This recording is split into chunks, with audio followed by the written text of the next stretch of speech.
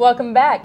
It's a dating site that gets straight to the point with casual encounters and no strings attached hookups. That's right, and it's for Columbia College students as well. Newsbeat's Lucas Seiler is here with this controversial dating site. Lucas? It's called UChicago Hookups. It started in February for University of Chicago students, and this week the site expanded to Columbia College and Northwestern. We hit the streets to find out if Columbia students were interested in joining. Think college students, then add in a bit of promiscuity, mix the two together online, and you get eduhookups.com. That's right, the title means just that, a website designed by University of Chicago students in order to make a no-strings-attached casual encounter just a tad easier. And now it's expanding, offering service to Columbia and Northwestern students. Odd, or no big deal. You're kidding me! No, so it's like a social network. Yeah. Pretty much. What's your reaction to that? I'm kind of shocked. No strings attached, as in you guys can sleep with each other and then separate. Yeah. That's kind of shocking. I think that's neat, honestly. Yeah. It might make me sound creepy, but it's wrong. It's not wrong, but it's not right either. No. No, why not? I prefer, like, if I want to hook up with somebody, I prefer to meet them face to face and say, hey, you know, I wouldn't do it over the internet. Not a college student? Not so fast. You have to have a .edu email address to sign up. And the site pledges safe sex and even says why you should use them and not Craigslist. So, with that aside... I'd look at it. Yeah.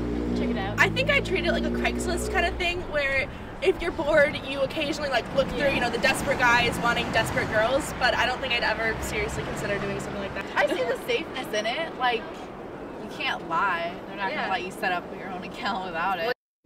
Since their launch, the site has 800 members and counting. So far, there have been about 2,000 messages sent between students. And this big idea is only getting bigger. On April 4th, they're opening up service to Brown University. Back to you guys. Thanks, Lucas. Mark your calendars, Oprah fans. After more than 2 decades on air, the talk show host has announced the date of her last show. The last episode of The Oprah Show will air on May 25th. Right now, the show is airing reruns while the staff films the last few episodes of the season. New shows will begin on April 7th, and no word yet on who her final guests will be. Superman is coming to the Chicago area. No official details on filming locations and dates have been announced. However, the mayor of Plano expects one of the locations to be there. The film, with an estimated budget of $175 million, is expected to be a huge economic boost to our area. The last time Chicago played Gotham City was a few years back when the movie The Dark Knight was filmed here. It's too bad Superman can't rescue us from this cold weather. The calendar says it's spring, but it feels like winter. I know, it does. Hopefully Superman's coming from somewhere a lot warmer, like the Gulf, so we can bring that warm air with him, guys. We desperately are anticipating spring here in Chicago, and with April just days away, we're hoping these temperatures will begin to act a lot like spring fairly soon. Let's take a live look outside right now and see what's happening as we look at our camera live there, looking northbound down Michigan Avenue towards the city of Chicago. The skyline, you can see it's looking like a pretty cloudy day out there, actually. It's a little hazy, a little cloudy. Hopefully we'll have the sun peek through in a little bit. Take a look at current conditions happening outside right now. We can see that it is still pretty chilly. It's going to be about 32 degrees for today. About 61% humidity. It's going to feel about 25 degrees, and winds there out of the east at about 8 miles per hour coming off the lake there. That's making it just a little colder. As we move on, we'll take a look. We're no different here in Chicago from the rest of the area. Out in Aurora in the western suburbs, about 29. As we take a look back here at the lakefront, you'll see 32, 27 up in Waukegan, 33 out in Naperville, 32 down at Joliet as these shades of purple and blue dominate there. Let's take a look at our radar. As you can see, just some ground clutter out there by our antenna site out in Naperville. But as you see some of that moisture out towards the west, all that is really is that it's just evaporated higher up in the atmosphere. So it's showing up on radar as precipitation, but we're not seeing it here on the ground level, which is good news for us today. So no umbrella when you head out there for lunch. As we take a look at tonight's conditions, temperature will be about 26. It'll feel about 25, winds about 5 miles per hour, no big deal, as we enjoy those later days with that sunset at 7:13. We'll take a look right now at that 5-day forecast, and you can see Today, 41. As we move on later into the week, we'll have a little bit of a warm-up with temperatures kind of cruising up towards 46, 43 on Friday. As we talk, maybe some rain. Saturday will peak up to about 48. But we'll talk again, some chance for weather happening, maybe a little rain, some severe storms even on Sunday.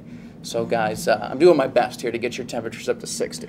All right, well, when are the 60s coming? That's what we want to know. I'm working on it. I called ahead earlier this morning to see if they could pull some stuff for us upstairs. You're good. Well, hopefully Sprinter won't be lasting too much longer for us. That's exactly right. Thank you, John. You bet. Thanks, John.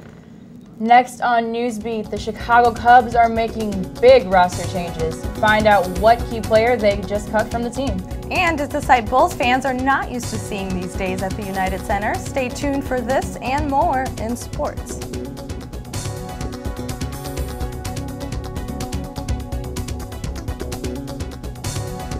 Check out this chef, right? Right? That's so gay. That's really gay. Dude, look at those pants. Please don't say that. What? Don't say that something is gay when you mean that something is dumb or stupid. It's insulting. It's like if I thought this pepper shaker was stupid and I said, man, and this pepper shaker is so 16-year-old boy with a cheesy mustache. Just saying. When you say that's so gay, do you realize what you say? Knock it off. Do you like this top? It's so gay. Really? Yeah, it's totally gay. You know, you really shouldn't say that. Say what? Well, say that something's gay when you mean it's bad. It's insulting. What if every time something was bad, everybody said, oh, that's so girl wearing a skirt as a top? Oh, you are. Those are cute jeans, though. When you say that's so gay, do you realize what you say? Knock it off.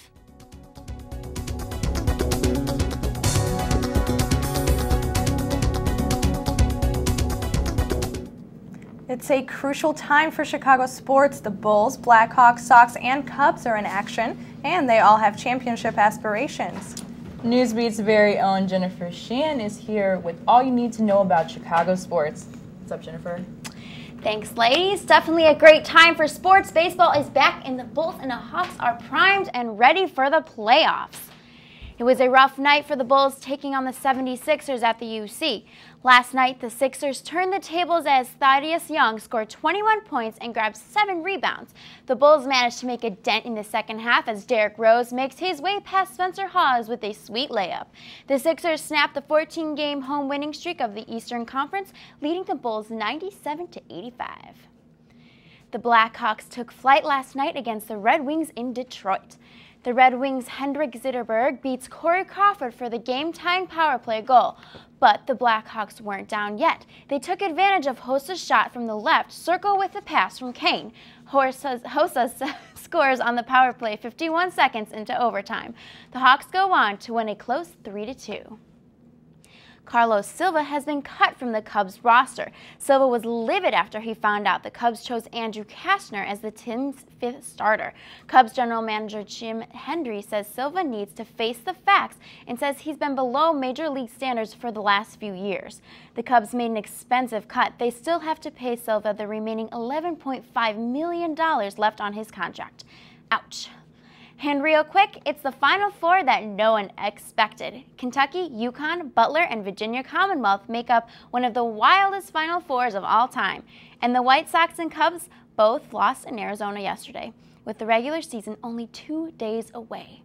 Cincinnati Bengals receiver Chad Ochocinco has a plan if the NFL season is held out. He wants to play football, the European kind. Ochocinco finished a 4-day tryout with Major League Soccer Sporting KC this morning. He played soccer in high school and says it has always been a dream of his to play at a professional level. Sporting KC coach Peter Vermes says Ochocinco is a long shot to make the roster. Well, you know, I think it's great that he's trying to explore that potential, but I don't really think he should steal the limelight from the people who are playing soccer. It's such a different sport. I don't know if he'll be able to. It's a little bit more graceful in football, so we'll see. He might. Well, thank you, Jennifer. That's all we have for Newsbeat today. I'm Catherine Gamby. And I'm Anna Samowska for Jennifer Sheehan and John Treeweiler. Have a great week.